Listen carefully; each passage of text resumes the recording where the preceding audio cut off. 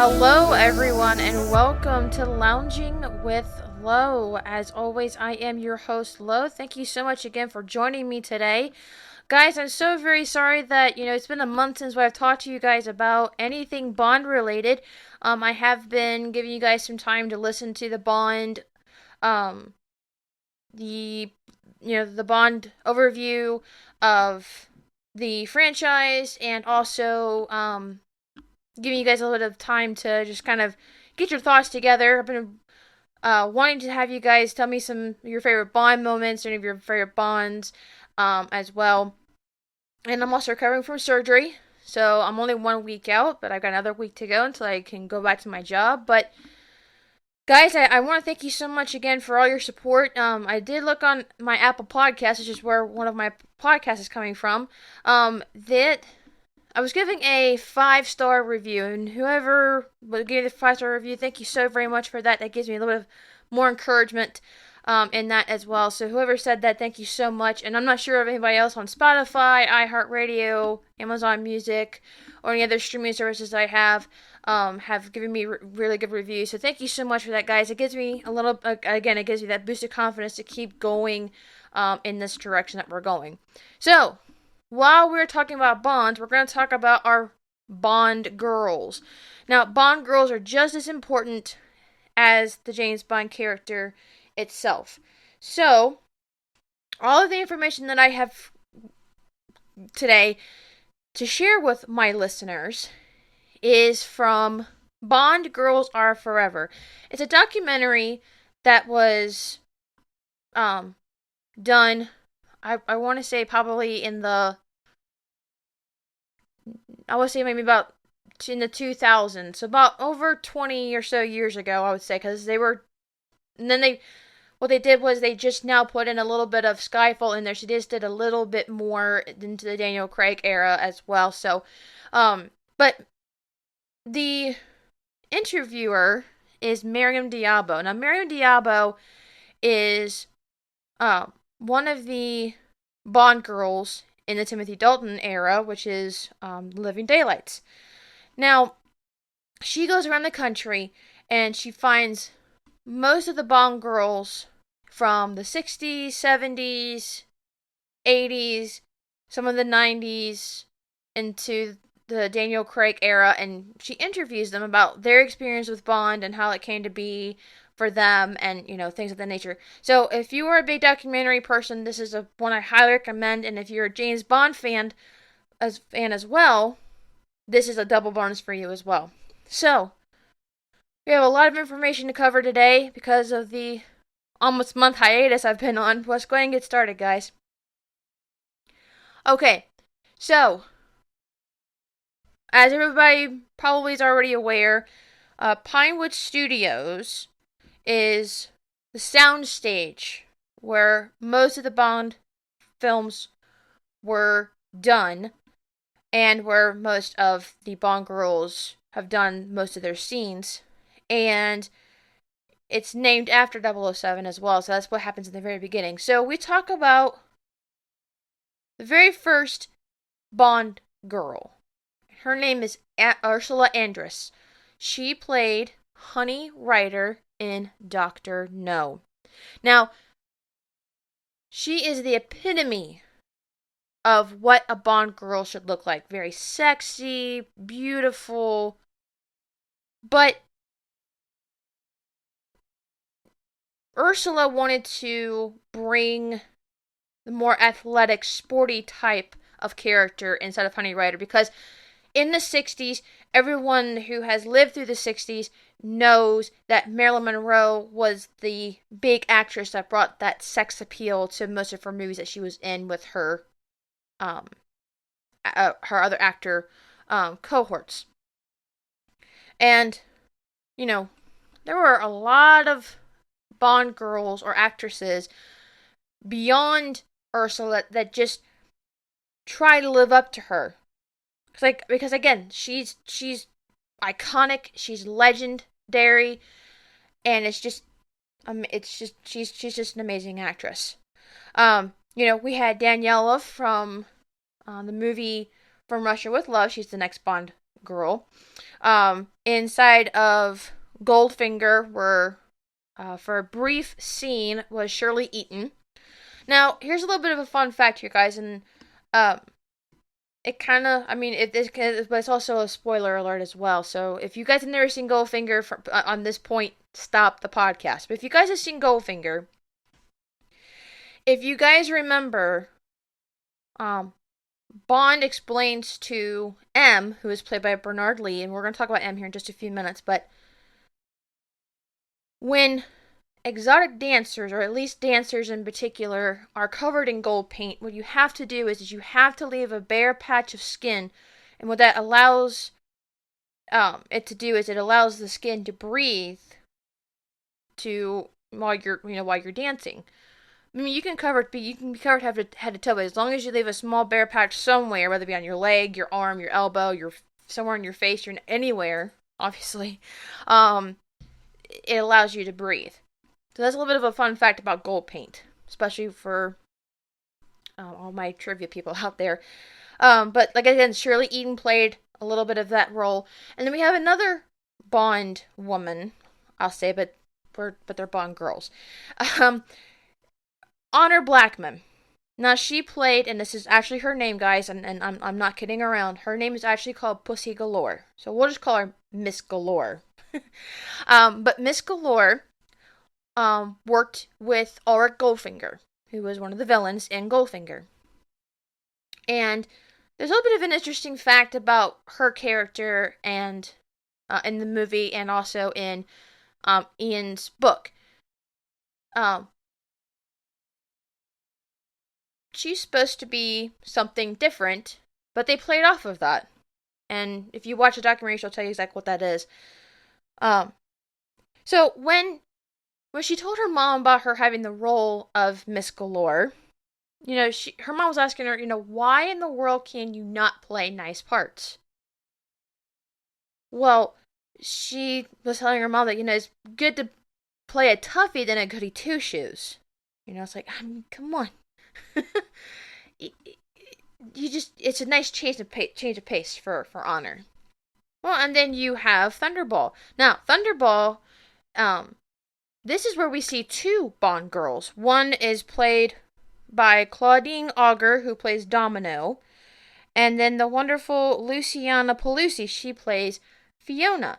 Now, we don't know what her actual name is in the movie, but according to IMDb, I just looked it up, that is who Luciana plays. Now, Luciana tells Miriam how her role for the villain came to be. So she was originally going to be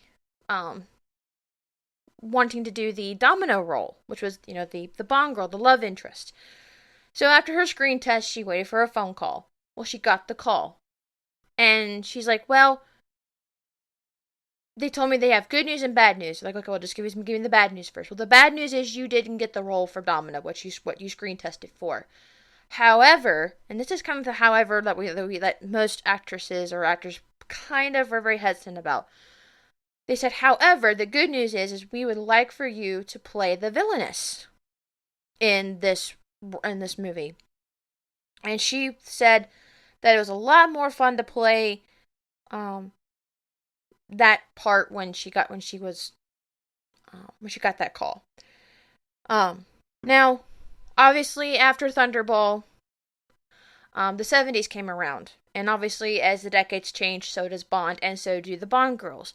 And we see the wonderful actress Jill St. John, who plays Tiffany Case in Diamonds Are Forever. Now, this is Sean Connery's last Bond film. And we'll get to that later on into the next episode about all the Bonds, so just bear with me for a second here. But she, as all actresses, she wanted to have the chance to be glamorous, for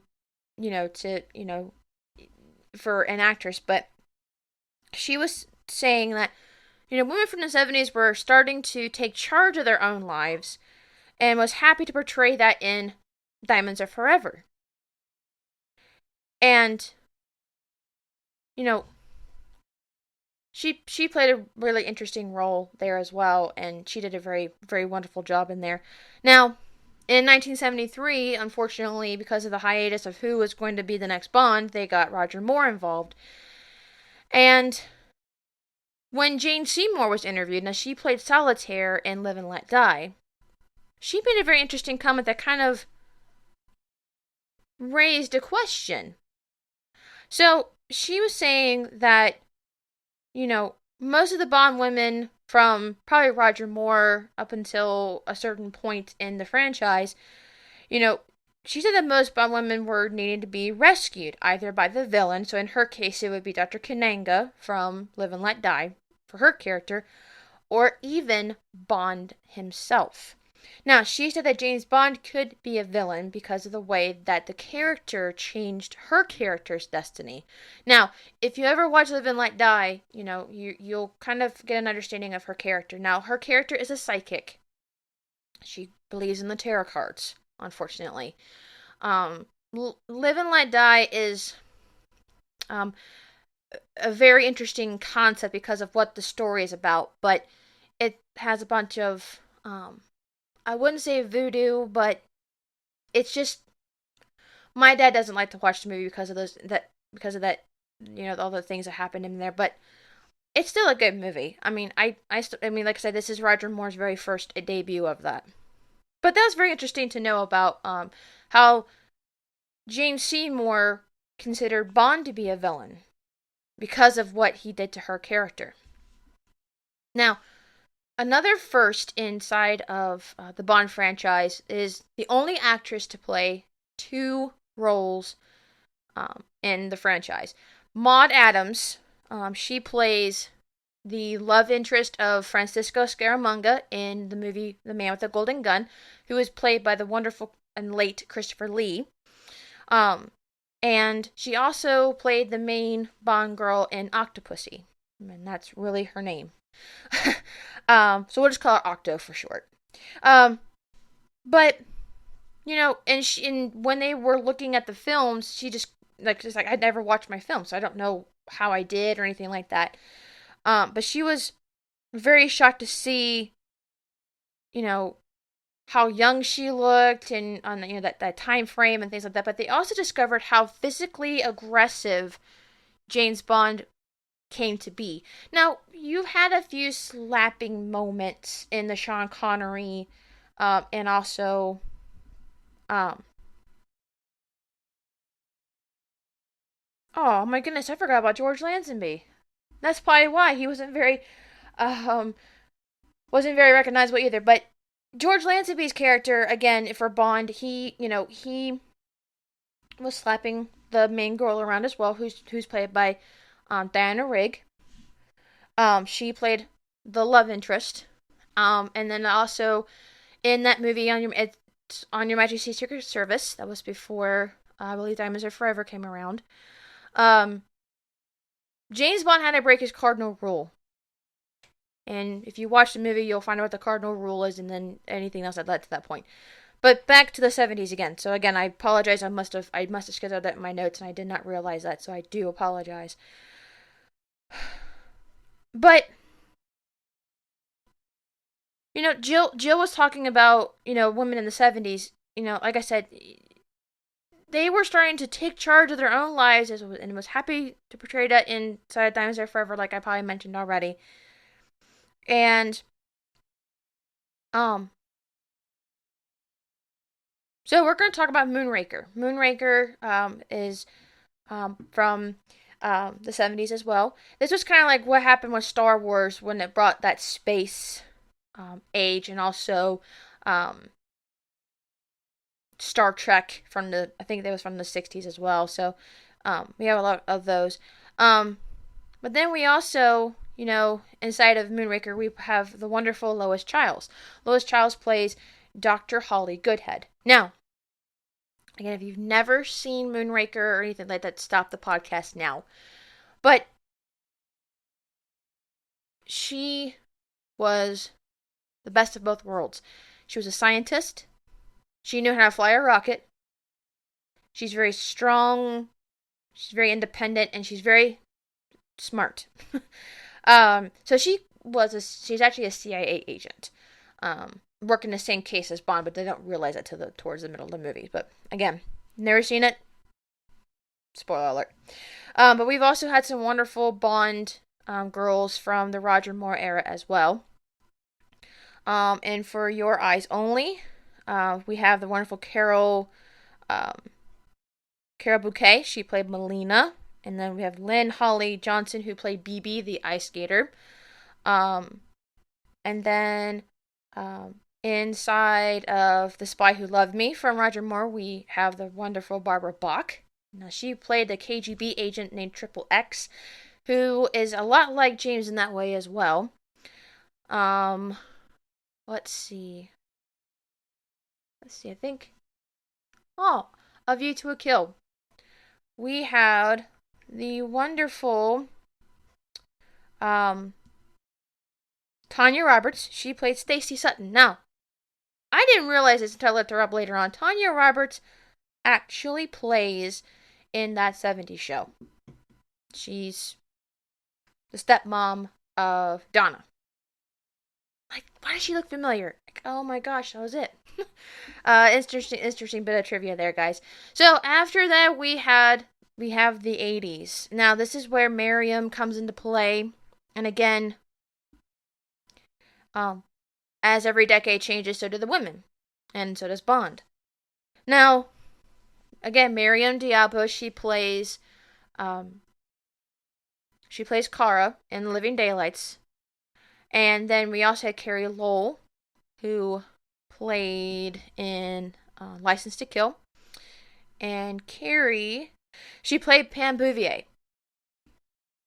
She was helping Felix on one of the cases that they were working on. But they both shared a common actor, which is Timothy Dalton, who played who brought his gentleman role, into the Bond franchise there. So the 90s, the wonderful Pierce Brosnan era. This is where I grew up. As I'm not sure if I mentioned them. I think I mentioned before in the James Bond overview. The World Is Not Enough. That is the first Bond that I was introduced to, and that's how I got the bug. Now, again, in the Pierce Brosnan era, we have more Bond girls that were calling the shots. When Halle was being interviewed when she plays Jinx in Die Another Day, because this is the era of Pierce, she said she loved watching the Bond girls of this era because they've evolved to very intelligent, articulate, and well-equipped adversaries of Bond rather than just being sexy and beautiful. They're not just playing the love interest. They evolved into powerful women who can be able to help Bond or be just as equal. And then we also, from GoldenEye, we have Natalia Simonova. She's she works with the satellites in the Russian area. We had the wonderful Terry Hatcher and Michelle Yeoh from Tomorrow Never Dies. Terry Hatcher plays Paris Carver, a former love interest back in the Bond era of Pierce Brosnan. And then Michelle Yeoh, she is she's one of the Chinese agents as well that works with her, with Bond. And Michelle Yeoh's character was the one Bond girl that Bond probably met his match in Tomorrow Never Dies. Now, she did all the stunt work. So there's a fight sequence in there that's her fighting, and it was just amazing. And that's all her. That's not a stunt woman acting like Michelle Yeoh. That's really her. And then obviously in The World Is Not Enough, we have the wonderful Denise Richards, who plays Dr. Christmas Jones, who's a nuclear physicist. Sophie Moreau, she plays the villainess, which, spoiler alert if you guys don't know that. She plays Electra King. And then in Pierce Brosnan's final movie, Die Another Day, we have, again, the wonderful Halle Berry, who plays Jinx. And we also have Rosamund Pike, who is Miranda Frost. Now, here's another thing you probably guys didn't know about either. Now, as we mentioned about M is the boss. Bernard Lee has played in most of the Bond franchise as M, and so has another person who has filled in that role. He's played other characters inside of the Bond franchise as well, but he's only played M twice. It was more than Timothy Dalton. But in GoldenEye, this is where we first see the very first female M. And it's played by the wonderful and very talented Dame Judi Dench. Now, she didn't realize when she was given that role how big of an impact being a female would be in that role because it was always played by a male. And then we had the wonderful Miss Moneypenny. Now, Lois Maxwell was introduced and she was there, I want to say, up until A View to a Kill, I think. And then we have Samantha Bond who came in for that role as well. But Samantha Bond brought more of a sassiness in the 90s of the Moneypenny character. And she was talking about how Lois Maxwell's portrayal of Moneypenny showed the relationship between her and Bond as more restrained. Because obviously it's more flirtatious, I guess, if you want to call it that way. Then, obviously Rosamund Pike said it was a powerful thing that she felt when she was stepped into the role, to the Bond world. And then because of the Bond world, Halle Berry said it's wonderful to be in that world because you're living a fantasy for 2 hours of the Bond girls, so to speak, the cars, the gadgets, the locations, the Bond character, everything. It's just you step into a fantasy, and it's just amazing to her, and how she loved being a part of that. Now, the 2000s. This is where Daniel Craig came into play here. Daniel Craig is the latest Bond that came into the franchise. And again, the life expectancy of a Bond girl never lives. It's very short-lived. Now, when we first meet Eva Green plays Vesper Lynd in Casino Royale, which is the debut of Daniel Craig. She says that her character, Vesper Lynd, is very quick-witted and really intelligent, so just about the same level as Bond. And you can kind of see the tension between them together. But then obviously, like, they're very rough with each other. They're very quick-witted with each other. But then you also notice that once they got to know each other, the wall comes down and they're together. Naomie Harris, the wonderful Naomie Harris, she plays Moneypenny in Skyfall. And she was very excited to be part of that role for the franchise as well. She was given a chance to tell Marion about how 3 actresses, Halle Berry, again, who plays Jinx, Grace Jones, she played Mayday in A View to a Kill with Christopher Walken, and Gloria Hendry. Gloria Hendry played Rosie in Live and Let Die as well. It meant a great deal to her because when she was growing up in a ethnic minority, not just being a woman, but being an African American woman, growing up in that minority, African American women were not represented in books, movies, or anything pop culture as beautiful.